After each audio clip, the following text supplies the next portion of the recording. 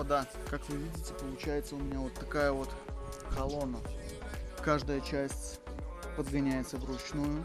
Как происходит шлифовка, я думаю, рассказывать никому не надо.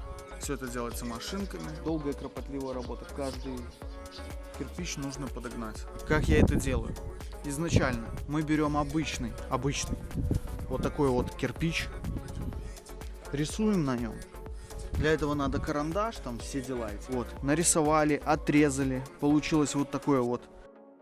Для кого-то уже эта красота. После чего следующий этап. Берем машинки, шлифуем, и у нас уже получается вот эта красивая вот вещь.